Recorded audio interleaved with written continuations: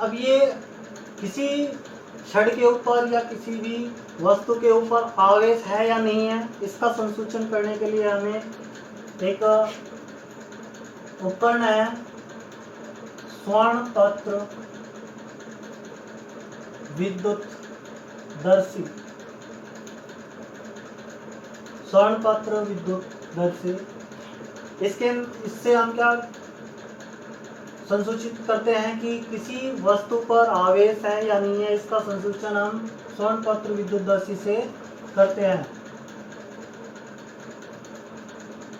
इस उपकरण द्वारा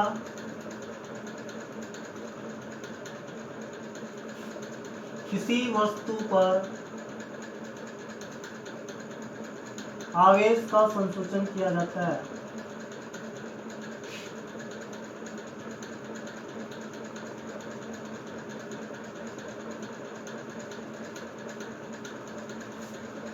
देखिए इसका डायग्राम देखें।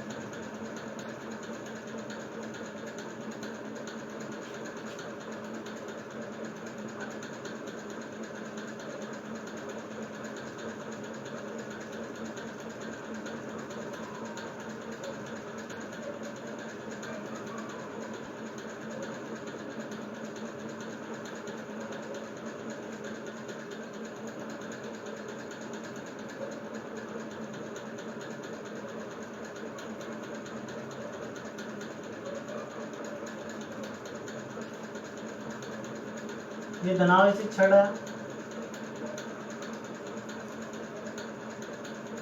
ये धात्विक डिस्क,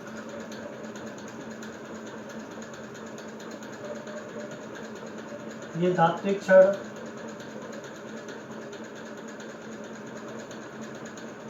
कांच का जार,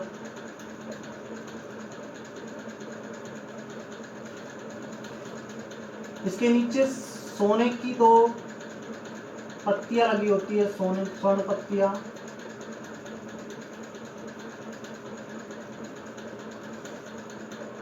स्वर्ण की पत्तियां,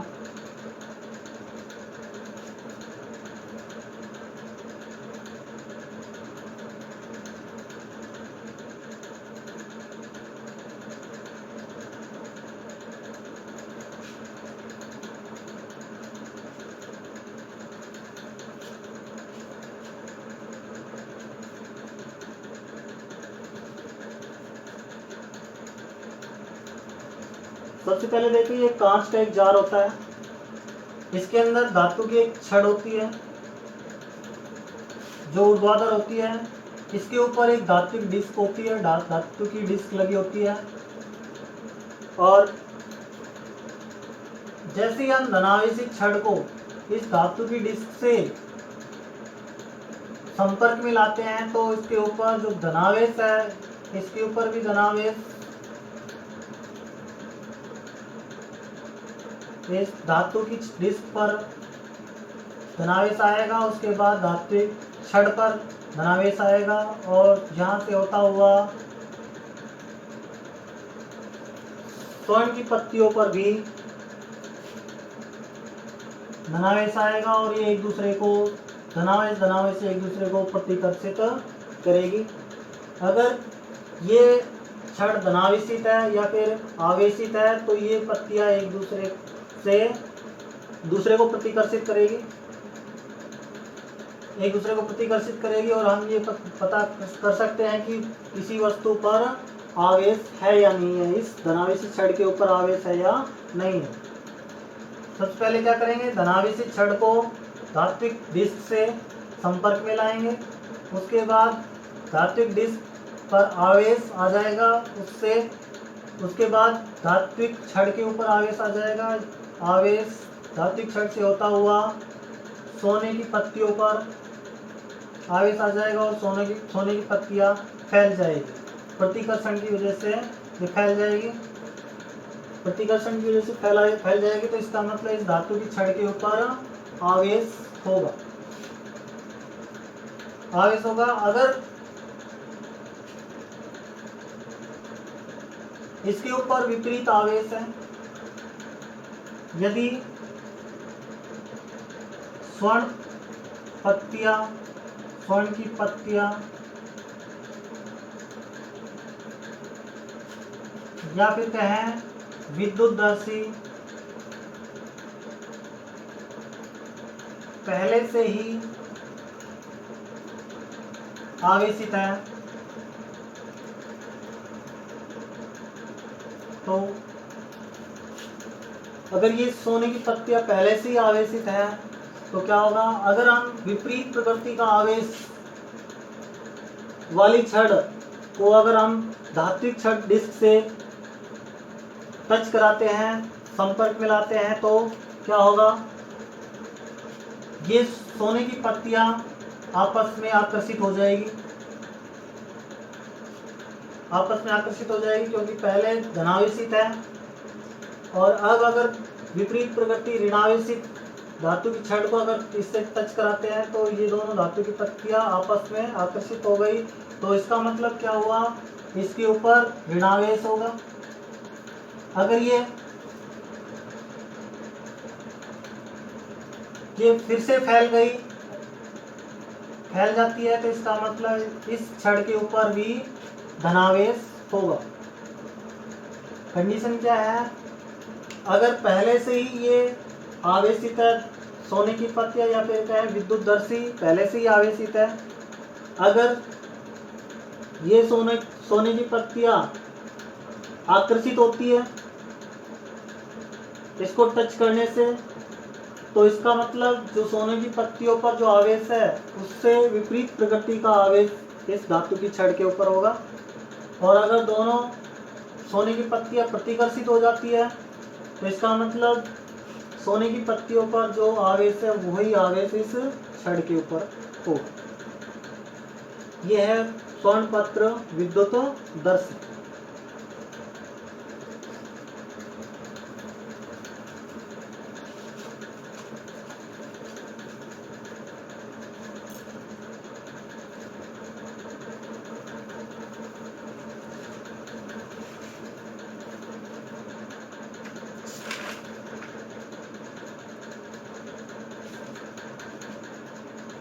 आवेश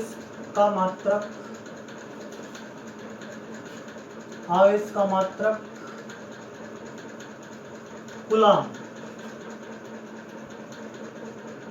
होता है।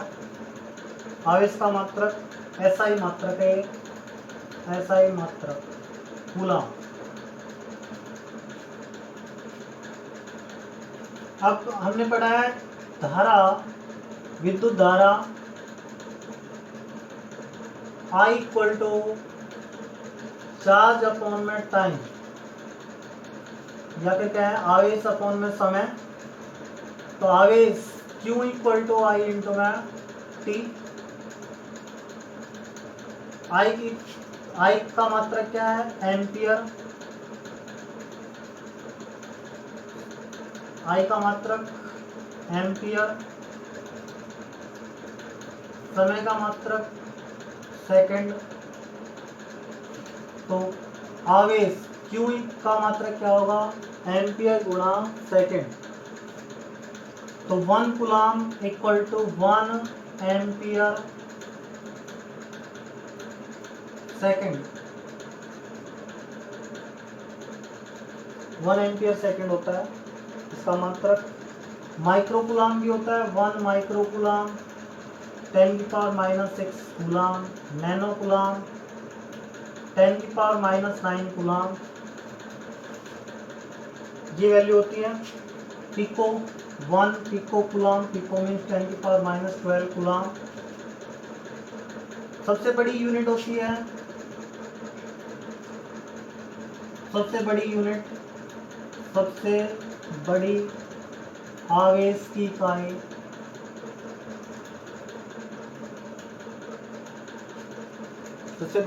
इकाई फैराडे। फैराडे होती है। 1 फैराडे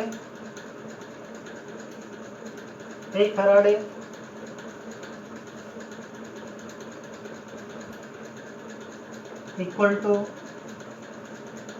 96,500 कूलाम। 96,500 कूलाम होती है। इसकी सीजीएस यूनिट, सीजीएस इकाई, सीजीएस इकाई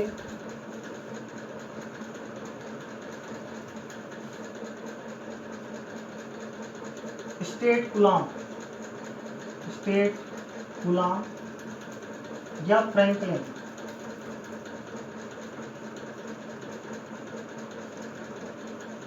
स्टेट कूलाम या फ्रैंकलिन होती है सीजीएस इकाई। Stat coulomb 1 coulomb equal to 3 × 10 की पावर 9 ESU, 10 की पावर 9, 3 × 10 की पावर 9 ESU वैल्यू होती है 1 कूलाम इक्वल टू दिस।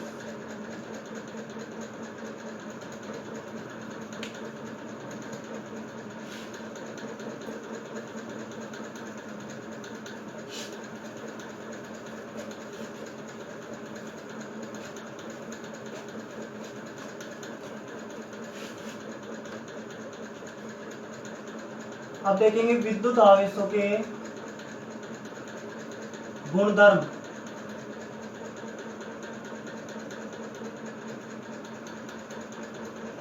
विद्युत आवेशों के गुणधर्म देखें। पहला गुणधर्म है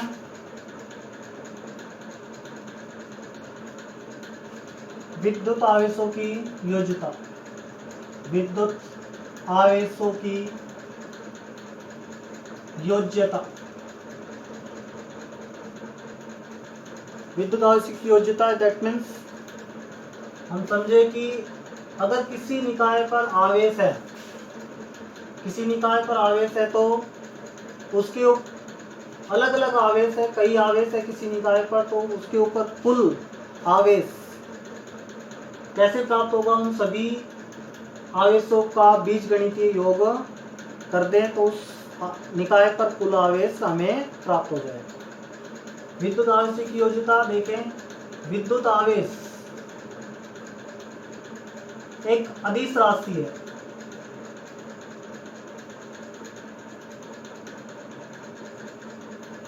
विद्युत आवेश एक अदिश राशि है। तो किसी निकाय पर कुल आवेश, किसी निकाय पर कुल आवेश उसमें उपस्थित सभी आवेशों के बीजगणितीय योग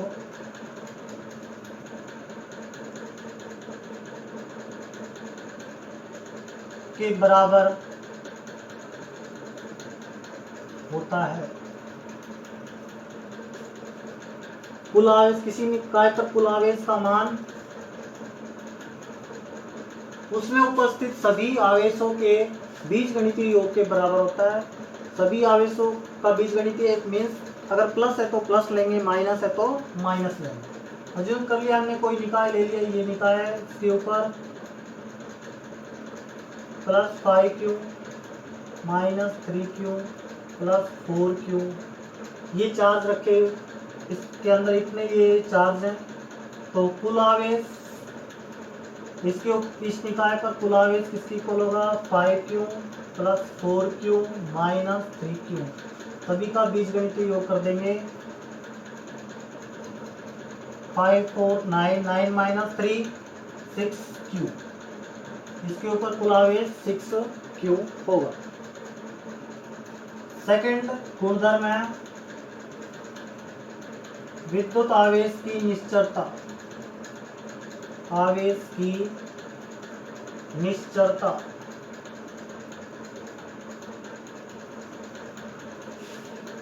विद्युत आवेश की निश्चरता दैट मीन्स विद्युत आवेश का मान हमेशा कांस्टेंट रहेगा, निश्चल रहेगा, बदलेगा नहीं। कब नहीं बदलेगा? जब ये गतिशील हो या फिर स्थिर हो तो विद्युत आवेश का मान हमेशा निश्चर होगा, नियत होगा। इसे विद्युत आवेश की निश्चरता कहते हैं। किसी वस्तु पर आवेश का मान परिवर्तित नहीं होता है, चाहे वस्तु स्थिर हो या गतिशील हो।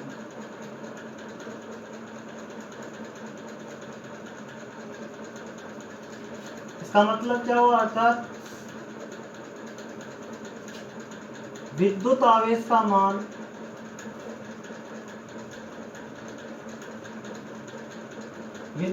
मान वेग पर निर्भर नहीं करता है।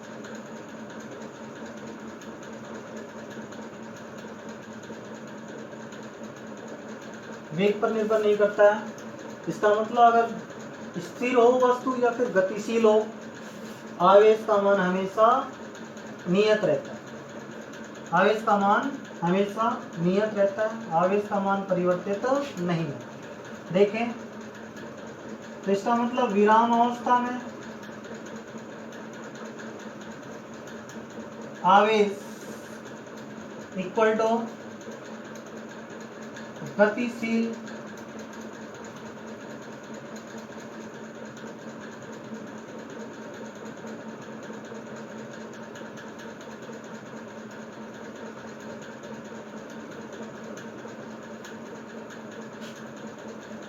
गतिमान अवस्था में आवेश, गतिमान अवस्था में आवेश। क्यों विरामावस्था?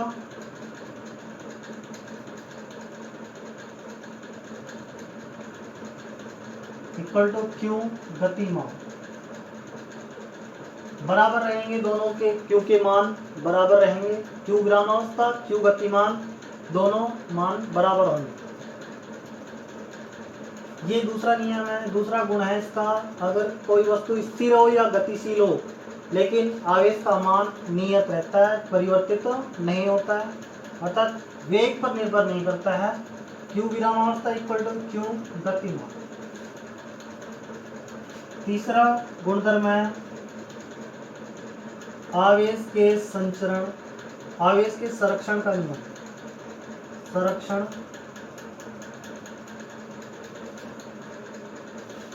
का नियम, आवेश के संरक्षण का नियम। आवेश का संरक्षण का नियम दैट मीन्स आवेश को ना तो हम उत्पन्न कर सकते हैं ना ही उसको नष्ट कर सकते हैं। आवेश को हम न तो नष्ट किया जा सकता है न ही उत्पन्न किया जा सकता है। सिर्फ एक वस्तु से दूसरी वस्तु को स्थानांतरित तो होता है। आवेश के संरक्षण का नियम क्या है? आवेश को न तो उत्पन्न किया जा सकता है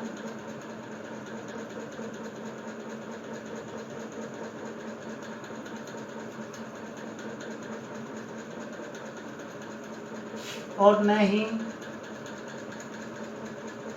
नष्ट किया जा सकता है।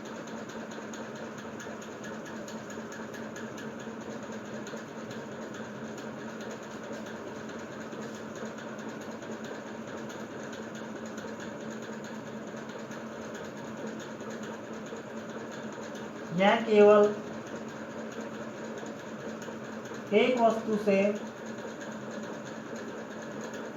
दूसरी वस्तु पर स्थानांतरित होता है।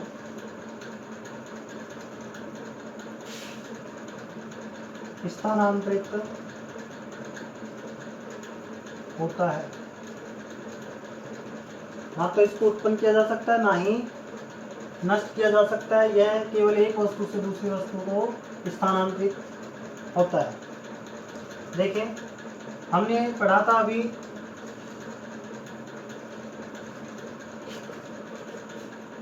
अभी जो एबनॉइड की छड़ है एबोनाइट को हमने रब किया था किससे? बिल्ली की खाल से।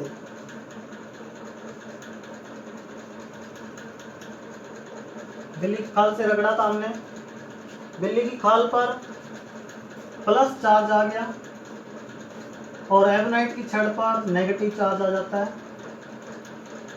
एबोनाइट की छड़ पर नेगेटिव चार्ज आ गया और बिल्ली की खाल पर प्लस आ गया। तो ओवरऑल जो आवेश है वो जीरो, पहले भी जीरो था और बाद में भी जीरो हो जाए। एबोनाइट की छड़ पर ऋणावेशित आ गया, ऋणावेश आ गया, बिल्ली की खाल पर प्लस आ गया। समान मात्रा का प्लस, समान मात्रा का माइनस एबोनाइट पर आएगा और समान ही मात्रा का धनावेश बिल्ली की खाल पर होगा। तो कुल आवेश पहले भी जीरो था और बाद में भी जीरो है। तो कुल आवेश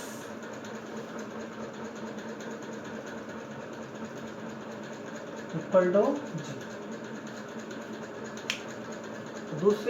दूसरा एग्जांपल लें हम।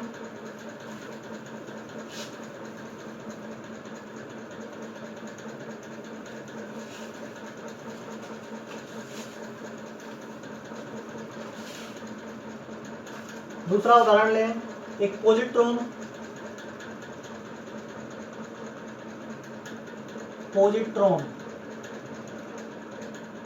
और इलेक्ट्रॉन। पॉजिट्रॉन और इलेक्ट्रॉन दोनों मिलकर गामा किरण उत्पन्न करते हैं।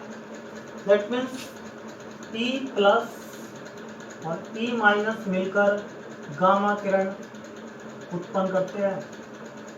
तो पहले कुल आवेश, पहले भी जीरो और बाद में भी जीरो। तो ये दूसरा एग्जाम्पल है इसका, सेकंड एग्जाम्पल। ऐसे ही अगर हम uranium radio active third example लेते हैं, रेडियो धर्मी विघटन। रेडियो धर्मी विघटन देखते हैं। रेडियो धर्मी मीन्स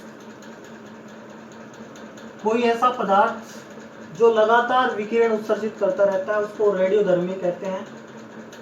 अब विघटन है तो इसका मतलब अगर विकिरण उत्सर्जित करेगा, कुछ ना कुछ कण उत्सर्जित करेगा, तो ये रेडियो धर्मी पदार्थ एक पदार्थ से दूसरे पदार्थ में परिवर्तित हो जाता है।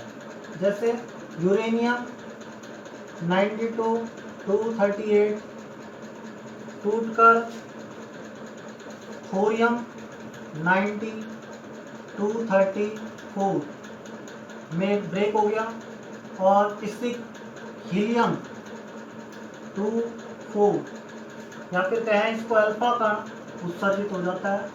अल्फा कण उत्सर्जित होने के बाद में यूरेनियम थोरियम में कन्वर्ट हो गया, थोरियम में कन्वर्ट हो गया और एक अल्फा कण उत्सर्जित हो गया। तो यहाँ पर देखें कुल आवेश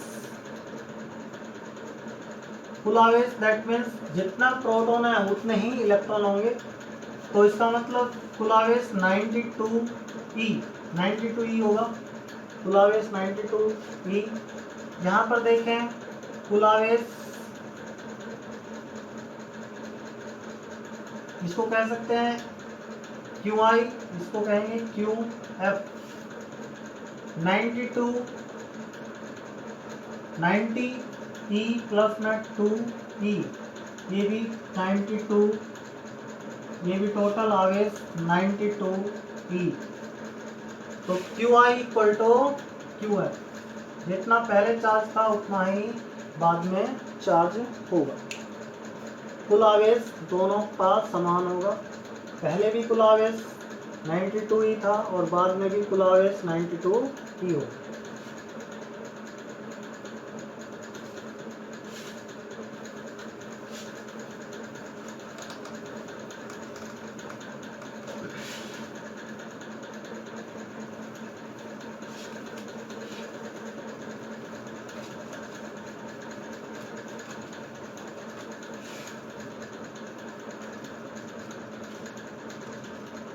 अब नेक्स्ट फोर्थ गुणधर्म है आवेश का क्वांटीकरण। आवेश का क्वांटीकरण, आवेश का क्वांटीकरण दैट मीन्स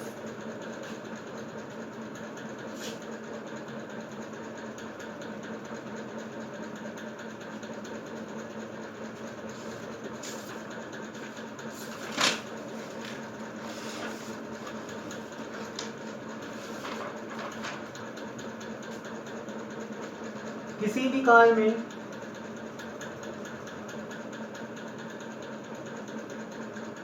आवेश का वितरण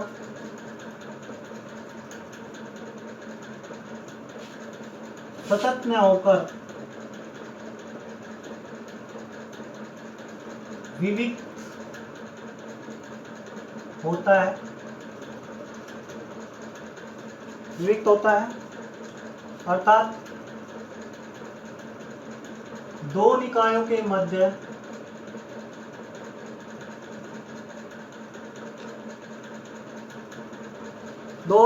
निकायों के मध्य आवेश का स्थानांतरण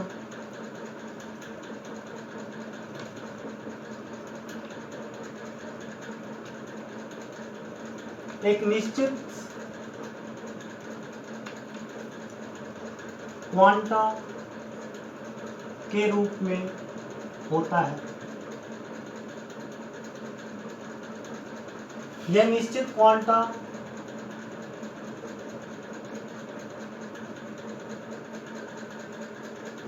इस निश्चित क्वांटा को क्या कहते हैं? यह निश्चित क्वांटा इलेक्ट्रॉन के आवेश के बराबर होता है।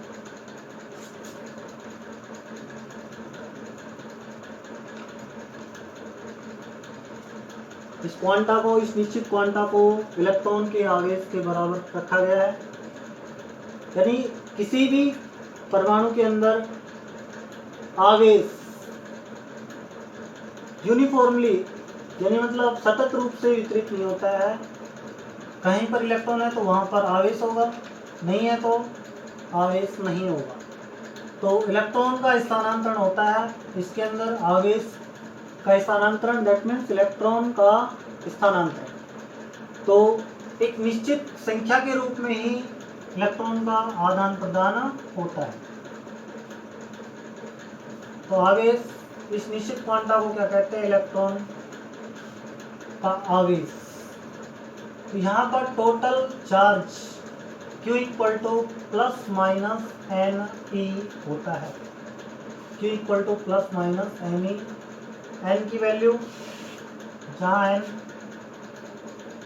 इक्वल टू 0, 1, 2, 3 कुछ भी हो सकता है, और इक्वल टू 1.6 इंटू 10⁻⁻⁹ कूलम, ये वैल्यू।